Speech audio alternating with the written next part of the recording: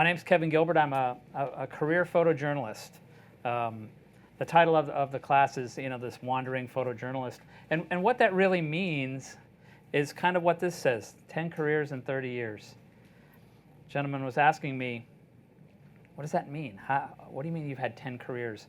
And I've led this life where I've been a journalist at newspapers, from the smallest newspapers to the largest newspapers.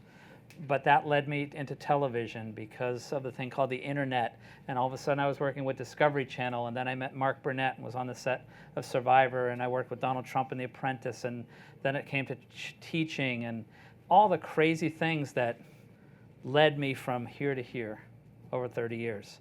Weddings, sports, photography. I did television production. I ran the White House news photographers. I had all these crazy, crazy jobs, which most people would just say, you're really good at that. You should just do that. But I don't know what it is. Maybe it's adult ADD or something that's kicked in, but I can't sit still. I always need to be doing something, looking at the latest technology, just finding things that excite me, and then, hopefully somebody will pay me for them. That's one of the biggest things. But I tend to be a little different than I think a lot of the photographers you've heard. My good friends Jay Dickman, Vinny Versace, just Ralph Lee Hopkins, just all great friends. But I'm the guy who shoots JPEGs. I don't shoot RAW. I'm the guy who tries to do it all right in the camera. I'm the one who likes to play with white balances on location and not think about it. Just go into situations and try to get it right in the camera. So I've got my own little secret sauces, which I'll tell you about later if we get to that point. I just wanted to go through a couple of things about who I am and show you some stuff and talk a little bit, just setting some expectations here for you. But I'll just try to lay out some of the way I think and how I believe people can get ahead, how people can do great things for great clients, whether your client is a magazine or an ad agency or your wife. I run into more people where I say, you got to have it on time. If you say you're going to do it, you got to do it, because your client, meaning your wife or your husband, is expecting that. So you need to have the same principles all through your life when it comes to imagery and delivering pictures and sharing pictures, much more than just, I posted it to Facebook and go out to dinner. So anyway, I started at Syracuse University. I was one of those typical college geeks. It was basically, go take pictures of girls. It's a great way to do that. But I ended up working in Washington, D.C., a very badly dressed White House photo geek. Look at that tie. I transitioned from the real White House to the fictional White House. I was a consultant with the West Wing and was in a number of episodes just as background. But I was a consultant, and it was great fun. Martin Sheen and John Spencer, just great guys. It was really strange to be in something in this replica of the White House after being in the real White House for so long. I've always been quite adventurous. I've been to 7 continents and 73 countries, shooting over my lifetime. This is a picture my wife took of me. We were hiking in the Andes a few years ago. But I've always been a photojournalist, always about telling stories. It's what drives me. If I just see a pretty picture, I might shoot it, but I'm always thinking, well, how will that play into other pictures? How will that, is it saleable? Probably not. Is it personal? Is it an amazing picture? Probably not. But I might make a collection of something. And it's just a way of always thinking that don't ever pass by a picture. If you see it, take it. It may not ever do anything with it. But, if you take a picture every day, it feeds your soul. It feeds that creativity. That's one of the things I do. Even with just my camera phone, I will always take a picture a day, just where I am or what I'm doing or something simple. I've been shooting for over 30 years. I started shooting in digital in 1996, shot over 2 million images. When I started shooting digital, it was with a Nikon NC2000E. It was one of the first Kodak hybrid cameras. Nikon, Canon, and Kodak all teamed up to make these digital cameras in '96. And so I was on the Bob Dole presidential campaign. I ended up working with Mark Burnett, a guy that created Survivor. We did the Eco Challenge adventure races all over the world. spent some time with Mr. Trump during The Apprentice. The first 4 seasons I photographed behind the scenes and all the opening credits. A lot of other reality shows. But again, always being a photojournalist. I was not the guy setting up the lights. I was the guy behind the scenes shooting reality on a reality TV show. Helped create the Nikon School. It's something that transitioning people from analog to digital was something that was really important to me. And me and some of my pals, we created a company called Blue Pixel, which we did the Nikon School, Sony Digital Days. We do all kinds of things. And now I'm with the Panasonic team as a shooter, one of the Lumix Luminaries. So this was my first president, Ronald Reagan. He's giving Nancy a kiss goodbye. He's on his way to get on the helicopter to go meet Gorbachev in Reykjavik for the end of the Cold War, the first meeting that they had. George H.W. Bush and his drinking buddy, Boris Yeltsin. He's like, thumbs up, yeah, you got beer. All right, I got vodka. We're all set for that. Bill Clinton covered a lot of his 8 years in office. Inauguration night, back in the day when he would play saxophone and do kind of fun, silly things.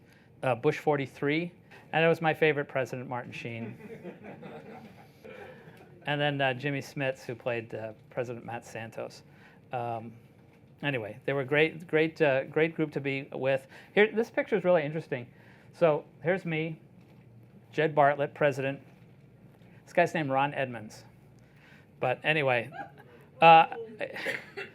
Nikon loaner camera, just so, yeah.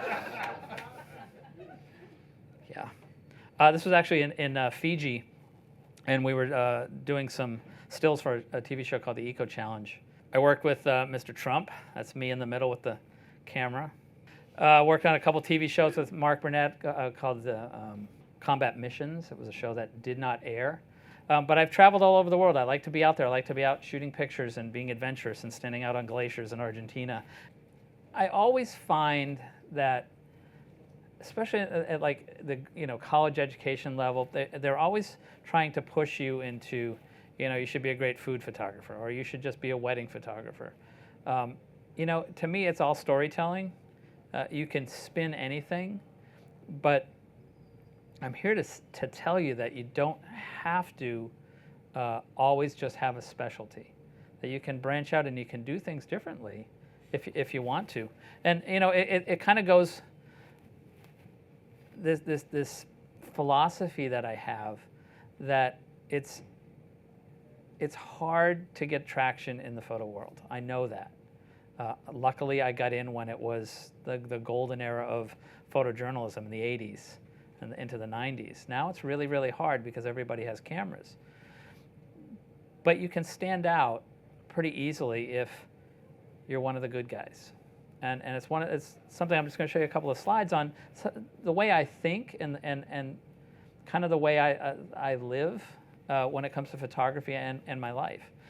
So how do you get ahead? How do you become somebody that gets invited to speak at B&H?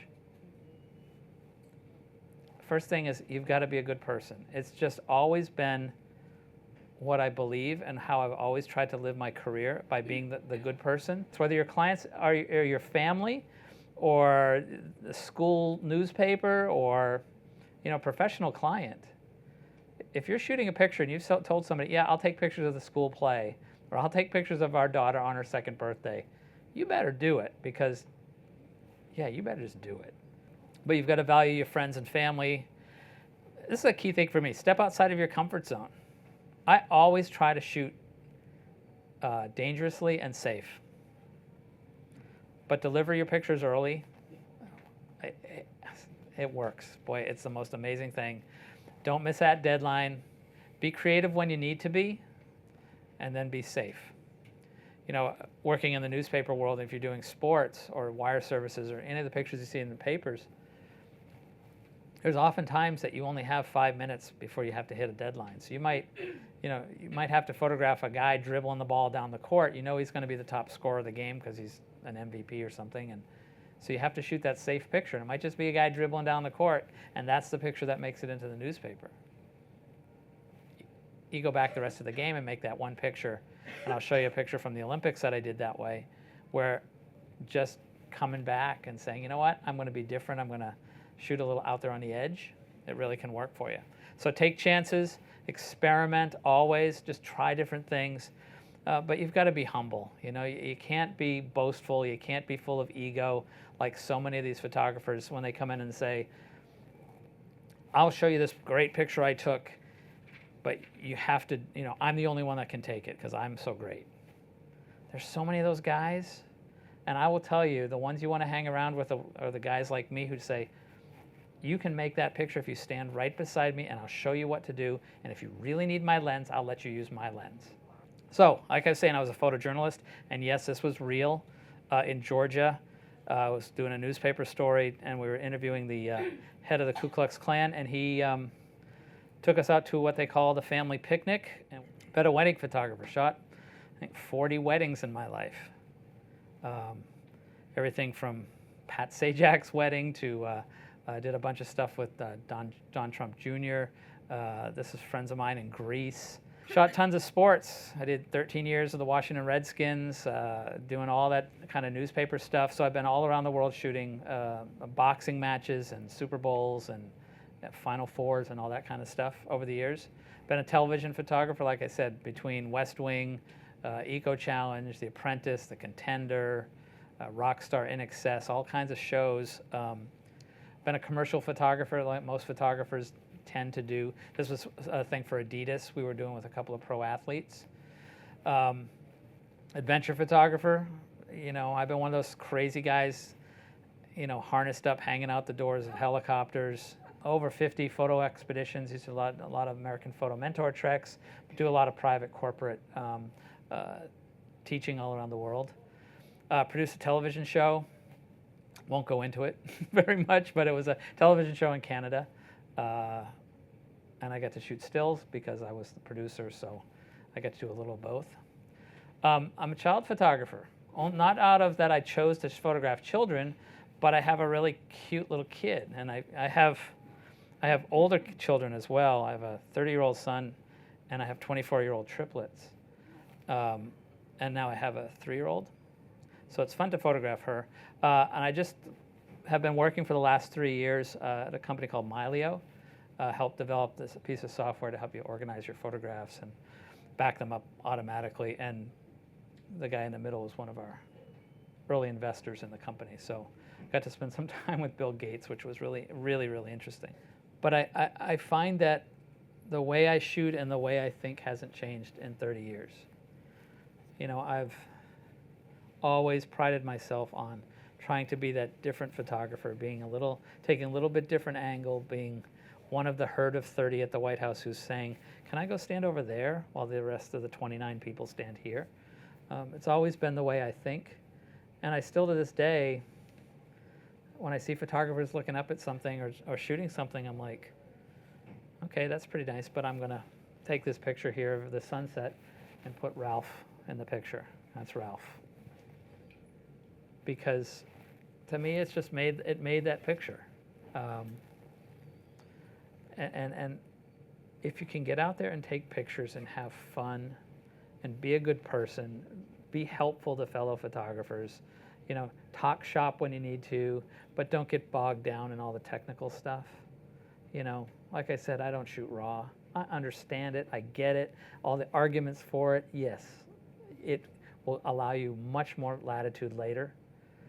But I don't want to convert them. I don't want to muck around. I want to get it right in the camera so when I'm traveling, I'm out to dinner or we're at the bar, you know? I don't know about you, but if I'm like up in tundra buggy land photographing polar bears, I want to shoot the polar bears. I want to have a nice glass of wine, go to bed early, and get up at sunrise and do it again. I don't want to be mucking around with my computer. So that's me. I'm the anti-Photoshop, anti-raw, just get it right in the camera guy. And if you guys try some of the little tricks I do, I wish you good luck with it. And join the revolution. Go mirrorless. Go try some of these cameras. I don't care which ones you try, but if you like the Lumix cameras, you're going to like them all. So thank you very much. Whether you're a hobbyist or a professional, B&H has the answers to your your questions. Experience a world of technology at our New York City Superstore. Connect with us online or give us a call. Our staff of experts is happy to help.